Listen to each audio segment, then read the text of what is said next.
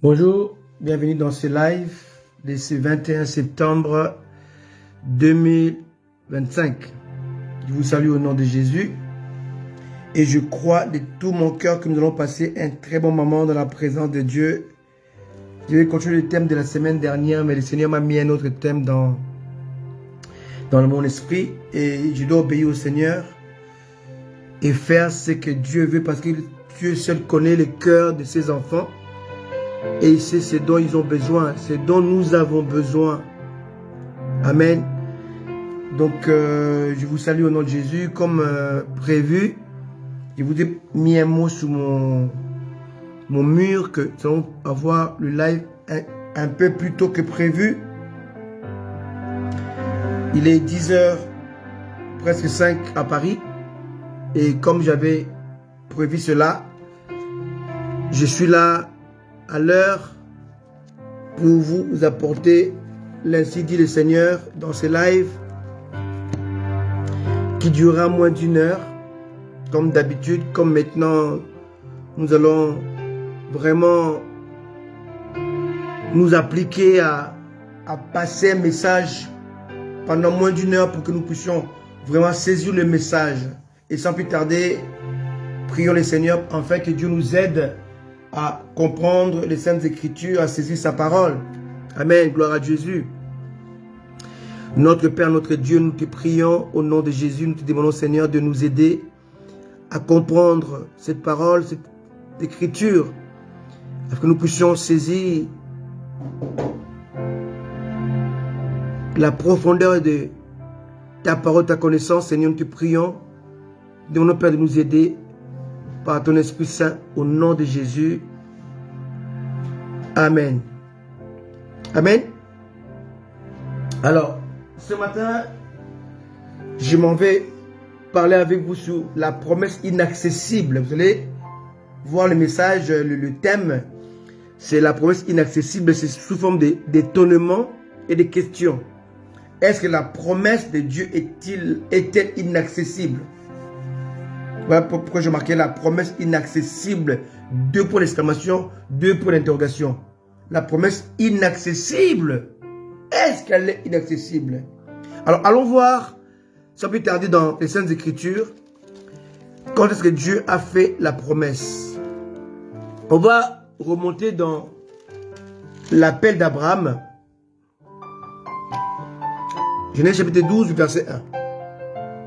L'Éternel dit à Abraham, va-t'en de ton pays, de ta patrie et de la maison de ton père, dans le pays que je te montrerai. Donc Dieu dit de quitter la sécurité dans laquelle il se trouvait. Il était établi dans un pays.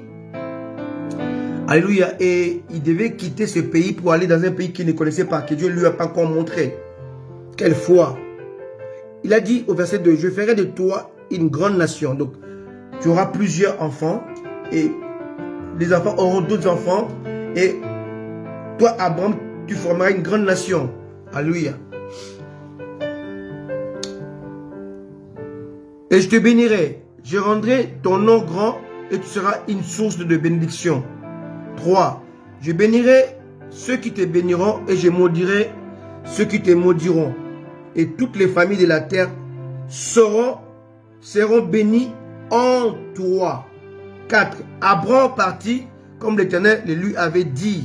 Et l'autre partit avec lui. Abraham était âgé de 75 ans.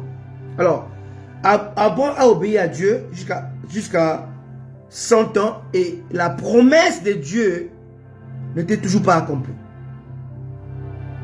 Il avait 75 ans. À 100 ans, Dieu revient encore le voir au chapitre 18. Dieu vient et Dieu a fait semblant de passer au devant de sa maison. Et Abraham, maintenant il devient Abraham, va l'appeler. Et il va lui proposer l'hospitalité. Alléluia. Il va lui proposer à manger. Dieu était accompagné de 2 anges qui allaient à Sodome pour détruire Sodome et Gomorrhe. Et Dieu va rester chez Abraham, et là, Dieu va parler. il va revenir sur la promesse de Jésus chapitre 13. Parce que jusque-là, il s'est passé 25 ans sans l'accomplissement de la promesse. Parce que Sarai, jadis, est devenue Sarah, il ne pouvait toujours pas concevoir. Et la promesse de Dieu devint inaccessible, improbable. Et Sarah commençait à douter parce que l'âge était avancé. Alléluia, parce qu'il s'est passé 25 ans sans enfant, sans promesse, sans rien. Alléluia. On est dans le chapitre 18 de la Genèse, verset 7. Et Abraham courut à son troupeau, prit un veau tendre et bon, et le donna à un serviteur qui se hâta de la prêter. 8. Genèse 18, verset 8. Il prit encore de la crème et du lait avec le veau qu'on avait à prêter et il les mit devant eux. Il s'étint lui-même à leur côté sous l'arbre et ils mangèrent. Les 3 hommes qui étaient Dieu accompagnés de 2 anges revêtus de l'humanité ont mangé. Alors il lui dit, où est Sarah, ta femme? Il répondit, elle est là, dans la tente. L'un d'entre eux, donc Dieu, dit, je reviendrai vers toi à cette même époque et voici, Sarah, ta femme, aura un fils. Sarah écoutait à l'entrée de la tente qui était derrière lui. Abraham et Sarah étaient vieux, avancés en âge, et Sarah ne pouvait plus espérer avoir des enfants. Bien, ici, la promesse devient quasiment inaccessible. Donc l'âge avancé, la circonstance de la vie montre la réalité de la vie, démontre qu'on veut Sarah. Alléluia. Que tu ne peux pas avoir d'enfant. Ce que Dieu avait dit comme promesse ne peut pas s'accomplir en toi. Voilà pourquoi je dis, ce message s'appelle la promesse inaccessible. Est-ce qu'elle est inaccessible? Toi qui m'écoutes, Dieu t'a fait une promesse. Mais la réalité a tendance, semble briser ta foi dans la vérité. Tu as la promesse de Dieu. Mais ce que tu vois, ce que tu vis, ce que ton corps ressent, a tendance à te démontrer que la promesse de Dieu ne s'accomplira pas. Alors Sarah se sentait en elle-même la tristesse, l'impossible, l'impossibilité d'accéder à cette promesse. Verset 12. Elle rit en elle-même en disant, maintenant que je suis vieille, aurais-je encore des désirs? Mon Seigneur aussi est vieux. Bien aimé, ici, c'est pire que la stérilité. Là, Sarah parle de désir. Bien aimé, il y a un moment où l'homme et la femme arrivent à perdre le désir d'intimité.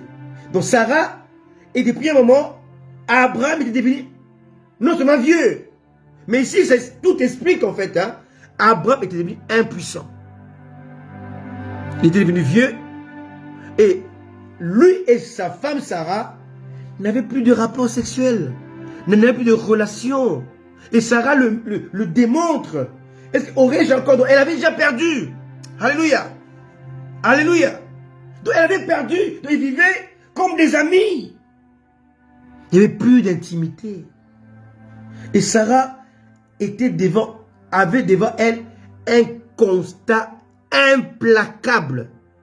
Plus de désir, plus de menstruation, plus rien.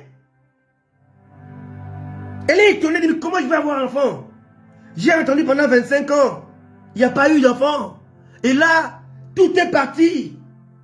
Je n'ai plus de menstrues. Avec mon homme, mon mari, il n'y a plus de rapport. Il est fatigué.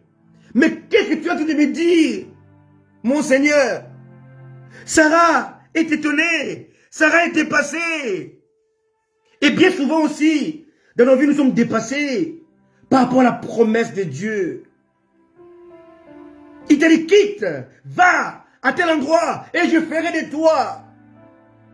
Abraham est désespéré.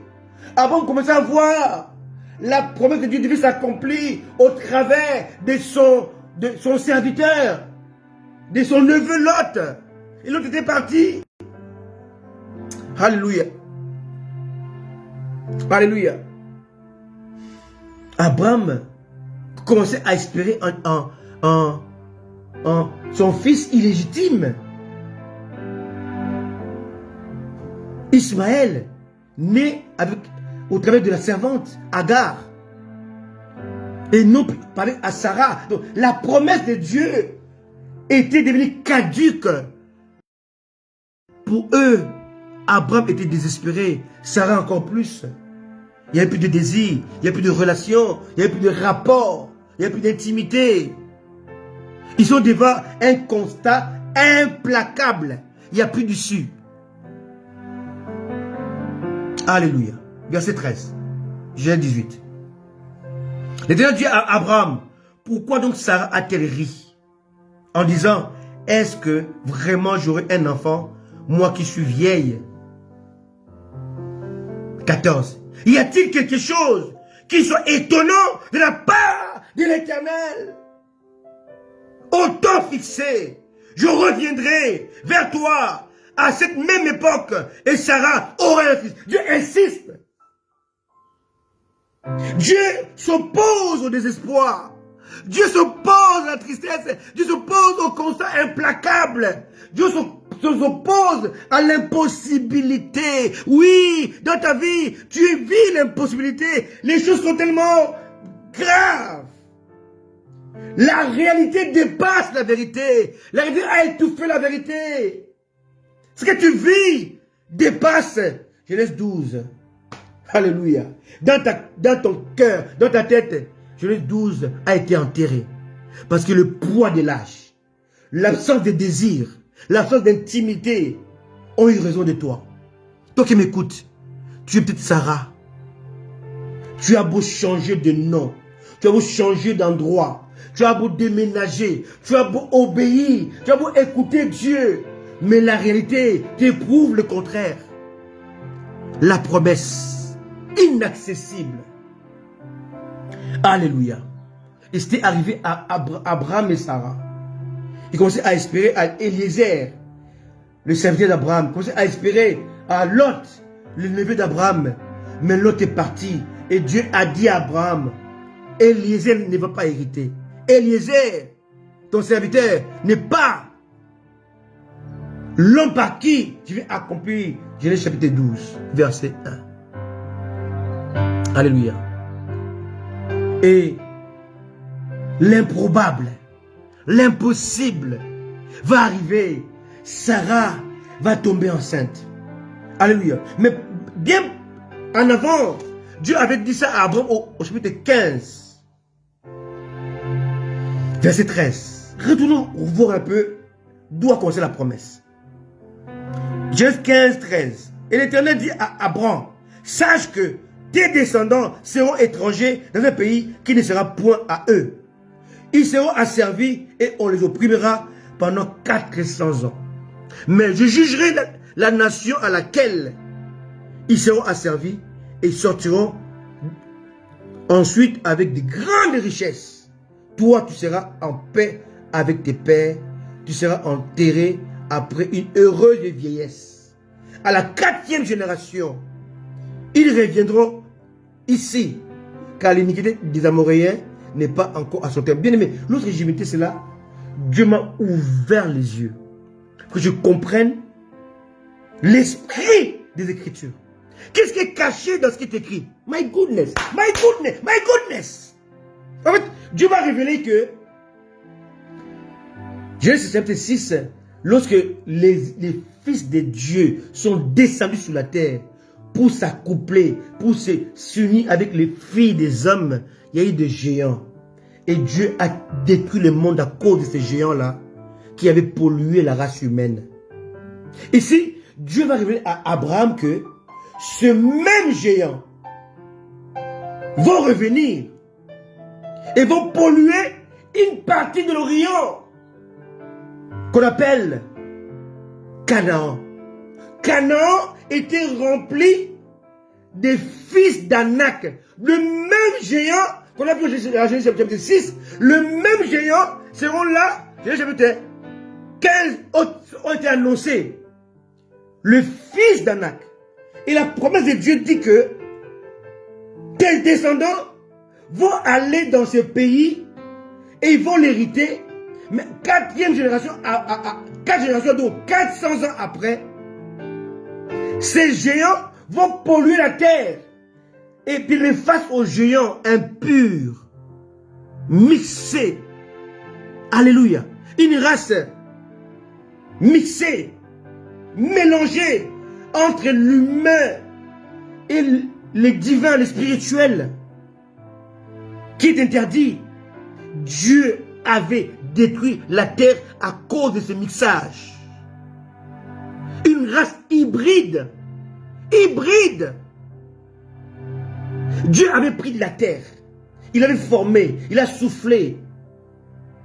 Dieu a dit multipliez-vous. Il a créé Adam. Il a dit à Adam, multipliez-vous. Mais là, il y a eu une multiplication et il y a eu naissance de la race hybride. Et Dieu ne pouvait pas laisser de telles personnes sur la terre. Il y a eu le déluge. Et après le déluge, les hommes se sont multipliés encore. La même race est revenue. Et Dieu a décidé de les éliminer et de les remplacer par la race d'Abraham. Alléluia. Alléluia. Voilà la révélation qui est cachée dans l'écriture de Genèse chapitre 15, verset 13 au verset 16. Dieu révèle à Abraham que la même race qui m'avait poussé à regretter la création de l'homme, qui m'avait poussé à détruire la terre par le déluge, la même race va renaître, va revenir sur la terre. Pensez, lorsque Dieu a dit à Moïse d'envoyer les espions, les 12 espions, et lorsqu'ils sont revenus, on va voir ce qu'ils ont dit. Mais avant cela, Moïse va naître en Égypte, et la promesse de Dieu à Abraham, 4 générations après, Dieu va délivrer Israël entre les mains des Égyptiens au travers de Moïse. Donc ce que Dieu a dit à Abraham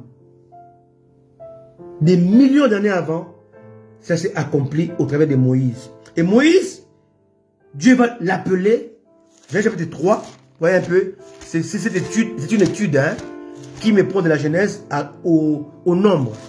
Alléluia. Allons-y dans Exode chapitre 3. On est maintenant dans Exode. Dieu appelle à Moïse.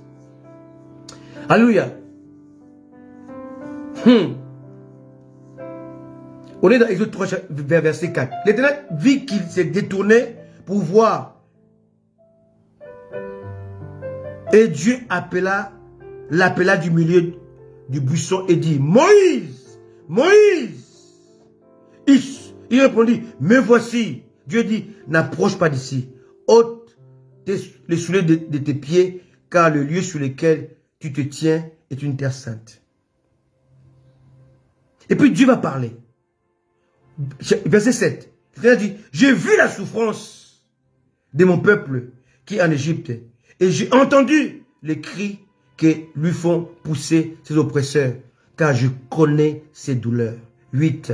Je suis descendu pour le délivrer de la main des Égyptiens et pour le faire monter de ce pays dans un bon et vaste pays, dans un pays où coule le lait et le miel, dans le lieu qu'habitent les Cananéens, les Éviens, les Amoréens, les Phérésiens, les Éviens et les Jébousiens. Donc Dieu revient à la Genèse, chapitre 15. Oh, alléluia. Dieu revient. Dieu n'oublie pas, bien-aimé. Dieu n'oublie pas. Oh, la promesse de Dieu est vraie. Dieu revient à ce qu'il avait dit à Abraham. Oh, Genèse chapitre 15, verset 13. Il a dit à Abraham, sache que tes descendants seront étrangers dans un pays qui ne sera pas à eux. Ou Égypte. Il n'a pas cité à Abraham. Mais ici, au Congo, c'est l'Égypte. Ils y seront asservis et on les ouvrira pendant 400 ans. Regardez la précision. Et Dieu revient de ce qu'il avait dit à Abraham, qui s'est passé 400 ans après que Joseph ait posé ses pieds en Égypte. Alléluia. Quand Joseph a posé ses pieds, il était vendu comme esclave par ses frères. Il a été avec Pharaon et avec Potiphar. Il arrive il fait la prison à cause de Pharaon. Et il va être appelé maintenant Safnat Panéak. Il va être comme le premier ministre de l'Égypte. Il va faire venir maintenant sa famille. Ils sont venus au nombre de 70 personnes. Après des années, ils vont sortir plus de 400 000. Et Dieu va accomplir à la virgule près ce qu'il avait dit à Abraham. Mais je jugerai la nation à laquelle ils seront asservis. Et ils sortiront ensuite avec de grandes richesses. On peut le voir, hein? On peut le voir, bien aimé. Dieu ne ment pas. Dieu ne ment pas. Dieu ne ment pas. Alléluia. Alléluia. Alléluia. Alléluia. Dieu ne ment pas. Alléluia. Dieu ne ment pas. Amen. Et quand ils ont quitté l'Égypte, ils ont dépouillé l'Égypte. C'est écrit. Amen. Alléluia.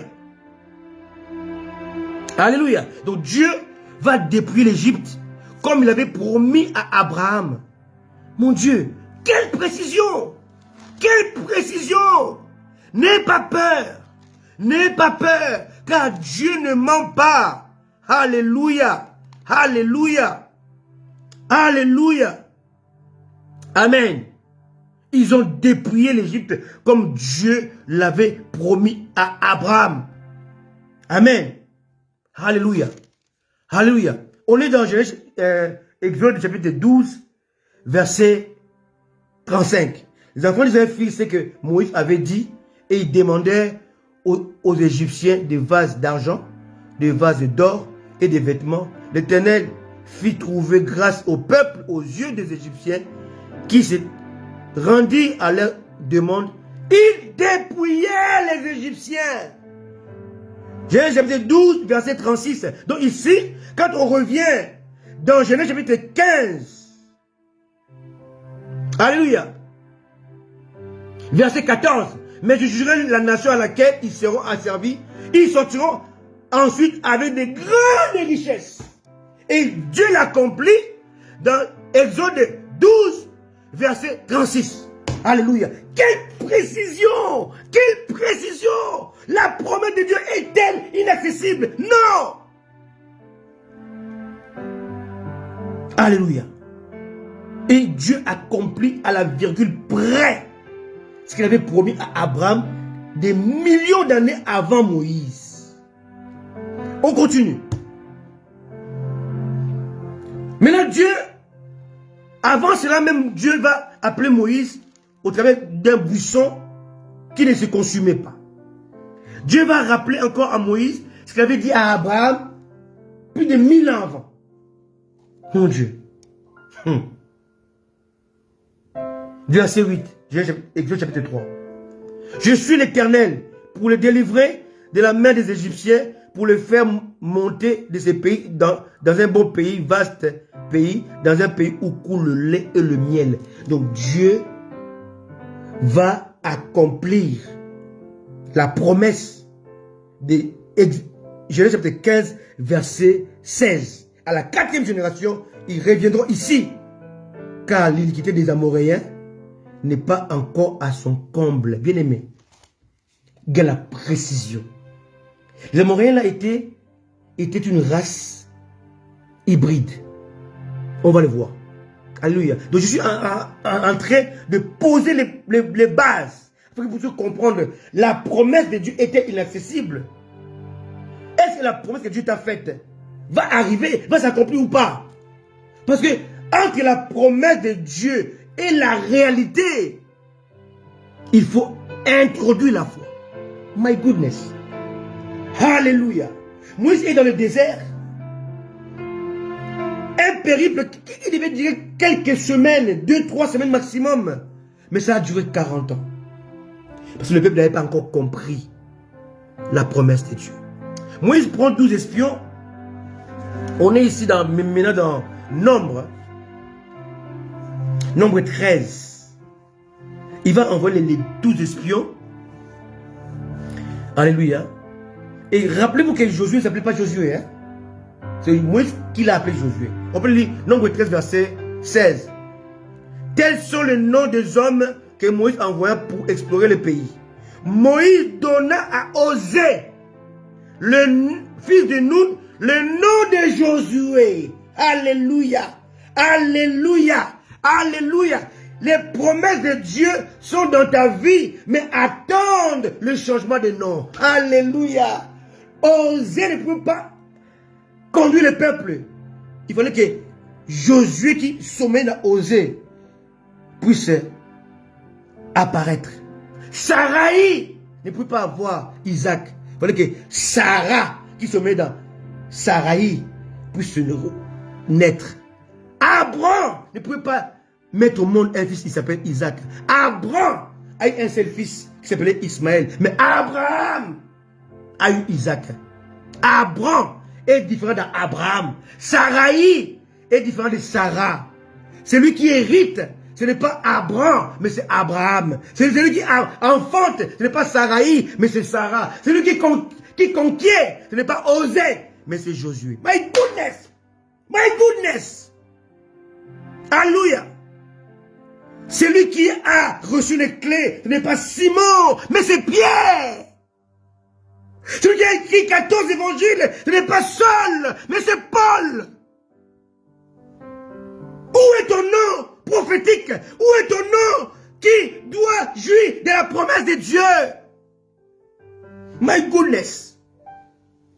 Alléluia. Il y a un toit aiguisé qui est en train d'accomplir la promesse de Dieu.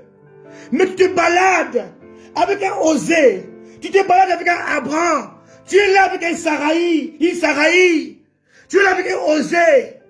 Mais Dieu veut que tu comprennes que Paul sommeille dans Saul de Tarse, que tu comprennes que Josué sommeille dans Osée, que tu comprennes que Abraham sommeille dans Abraham, que tu comprennes que Sarah sommeille dans Saraï. La promesse de Dieu ne peut s'accomplir que dans la personne dont Dieu a choisi. Dieu avait choisi Josué, pas Osée. Dieu avait appelé Abraham, mais il devait accomplir avec Abraham. Dieu avait appelé Saraï, mais il devait accomplir avec Sarah. C'est ça le mystère en fait. Tu es dans une promesse inaccessible parce que tu n'as pas encore revêtu le nom qui doit hériter la promesse. Alléluia. Un jour je prêchais, je disais, Abraham ne pouvait jamais concevoir Isaac. Les gens étaient scandalisés. Il dit oui, Abraham était celui qui avait quitté le pays. Mais Abraham était celui qui avait obéi à la promesse de Dieu. Abraham était incirconcis. Abraham était circoncis. Et ta promesse a besoin de ta circoncision. My goodness. My goodness. Et maintenant, ils sont partis. À 12, ils reviennent. Après l'exploration. On est au verset 26, Nombre 13. À leur arrivée, il s'est rendu auprès de Moïse et d'Aaron et de toute l'assemblée des enfants d'Israël à Kadès dans le désert de Paran.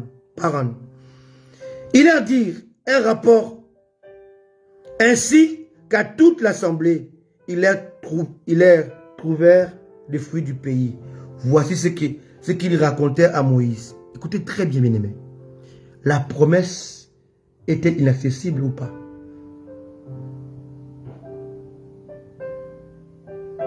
Alléluia. Verset 27, Nombre 13. Voici ce qu'il racontait à Moïse.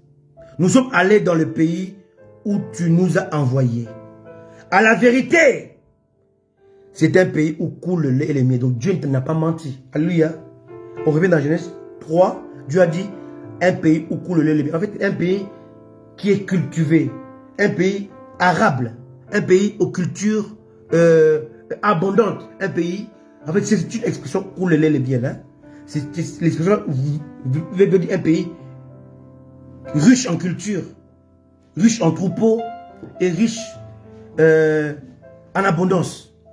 Ils ont confirmé. À la vérité, c'est un pays où coule le lait et le miel. Et en voici les fruits. Et ils ont vécu dans le désert tout le temps. Lui, hein, il était dans le désert. Il ne voyait pas les fruits. On leur dit voici les fruits. Donc, c'est un pays aux terres arables. Aux terres qui obéit à la culture. Quand tu sèmes, tu récoltes. Alléluia. Verset 28. Mais le peuple qui habite ce pays est puissant. Les villes sont fortifiées.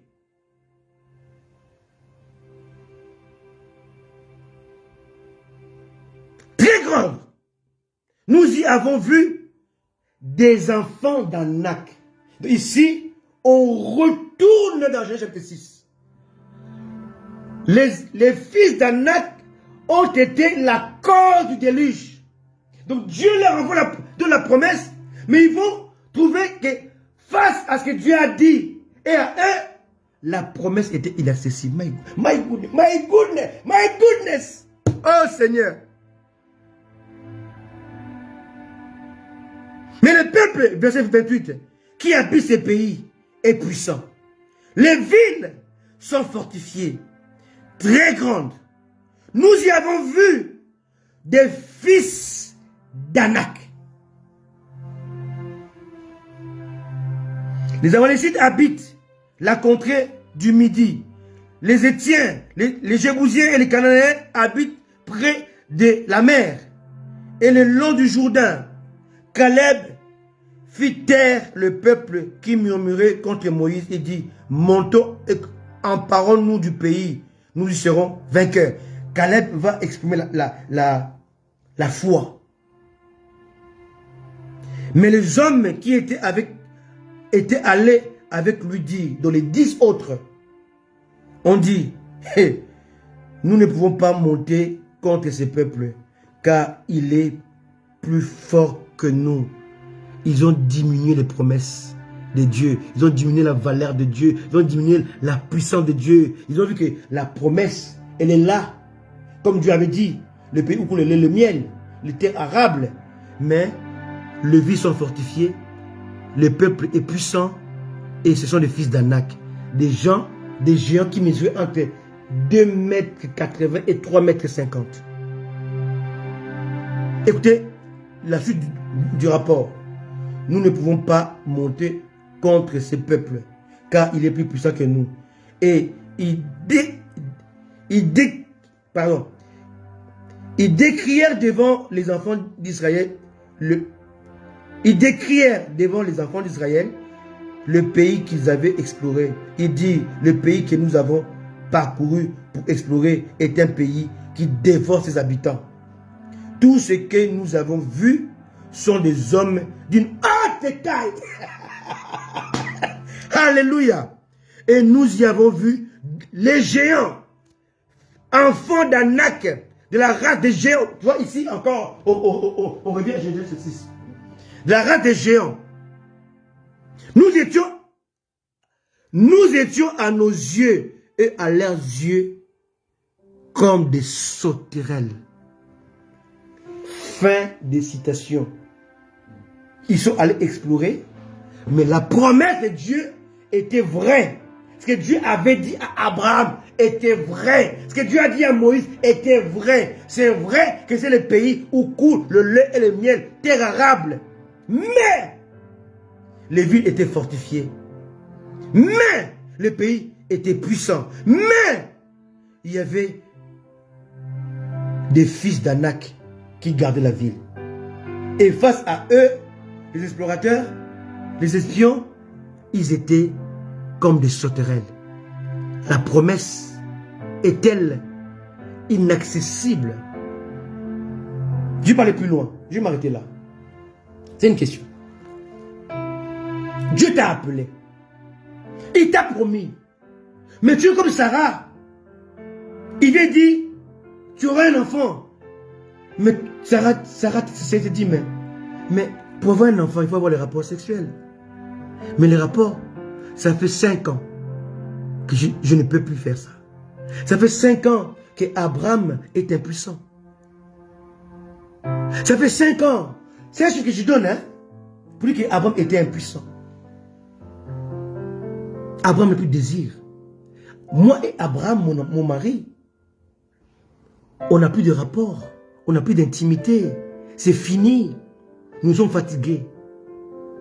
Comment tu peux me dire que je vais avoir un enfant? Cette fois-là viendra comment?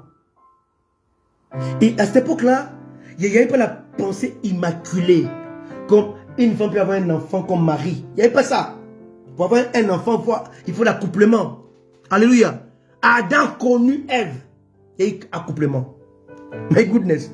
Et Sarah dit que Abraham avec qui on a eu accouplement, on a eu des rapports sexuels, est fatigué. Il en a fait avec notre servante. D'ailleurs, il pouvait avoir 2, 3 enfants avec la servante. Et tellement qu'il est fatigué, il ne peut plus. Il ne touche plus la servante. Il ne touche plus. Il est fatigué. Donc ta parole, ta promesse est inaccessible. Sarah a ri. Qui peut me promettre encore? J'avais cru au départ. Quand on a quitté Charan, quand on a quitté chez mes beaux-parents, quand on a quitté notre maison, quand on a quitté notre confort avec Abraham, on a parcouru le pays, on s'est promené, on est passé par l'Égypte. Et aujourd'hui, le corps est fatigué, le corps ne suit plus. Mais comment veux-tu que mon cœur puisse suivre? Parce que mon corps ne suit plus. Je suis une femme. Je sais que pour avoir un enfant, il faut avoir les menstrues. J'en ai plus. C'est terminé. L'enfant là viendra comment? Je suis face à moi. Il y a un constat implacable. Il n'y a plus d'issue. Mais Dieu avait trouvé l'issue. Sarah avait conçu. Alléluia. Dieu n'avait pas menti. Et ça, Moïse va venir. Le peuple va sortir. Et ce que Dieu avait promis à Abraham va s'accomplir. On a vu ça tout à l'heure. Le peuple a dépouillé l'Égypte. En mi-chemin. À mi-chemin. Moïse envoie le peuple pour explorer. Il y a encore une pierre. Il y a encore une possibilité, c'est vrai. Dieu n'avait pas menti à Abraham. Il n'a pas menti à Moïse. C'est vrai, le pays que Dieu nous a promis, dans la promesse, est vrai. Il y a dans ce pays le lait et le miel. Dieu n'a pas menti. Cependant, les villes sont fortifiées. On n'a pas d'armes. On n'a pas d'armée. On n'a pas de possibilités. On est tous des nains par rapport à eux. Ce sont des fils d'Anak, la race des géants de la Genèse chapitre 6. Ils mesurent entre 2,80 m et 3,50 m. Inimaginable. Ils sont forts. Ils sont armés. Ils sont surentraînés. Et leurs villes sont construites de telle sorte que il y a déjà la première ville à conquérir, c'était Jéricho. Jéricho, c'était une ville fortifiée. La ville était clôturée. C'était un royaume, en fait. C'était plusieurs royaumes. Alléluia. Donc Israël a conquis des royaumes. Jéricho, ce n'était pas une ville. C'était un pays. C'était une nation. C'était un royaume. Et un royaume qui est clôturé. Alléluia. Clôturé par le muraille. Qui avait l'épaisseur de 20 mètres. 20 cm, pardon. Mais même plus que ça. Mais c'était Ces villes étaient fortifiées. Pas seulement fortifiées, mais ces villes étaient gardées, protégées par des géants, des fils d'Anak. Ma question est celle-ci. Dieu t'a fait une promesse. Dieu t'a fait des promesses. Et tu as l'impression que ces promesses sont inaccessibles. Parce que la réalité de ce que tu vois dépasse pour toi. Dans ta tête, elle dépasse ce que Dieu a dit. Alléluia. Nous sommes face à un constat implacable. L'enfant est morte. Les serviteurs viennent voir Jairus. Arrête d'importer le maître. La fille, elle est morte.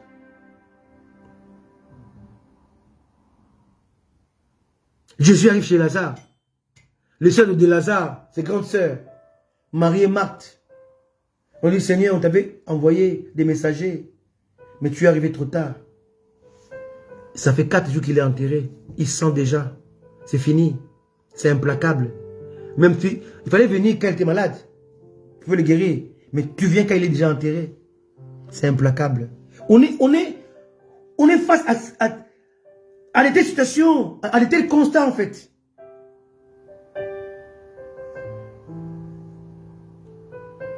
Je parle à mon épouse. Ma chérie. Tu as eu des choses. Tu as fait des choses. Tu as mis en place des choses. Mais tu as l'impression que ce que tu avais programmé est devenu une promesse inaccessible. Tu regardes autour de toi. C'est implacable. Il n'y a rien à faire. Il n'y a rien à faire. Alléluia. Je te parle aujourd'hui, toi qui m'écoutes. Dieu avait promis à Abraham. Dieu a démontré ça à Moïse. Tout ce que Dieu a dit à Abraham, c'est accompli à la virgule près.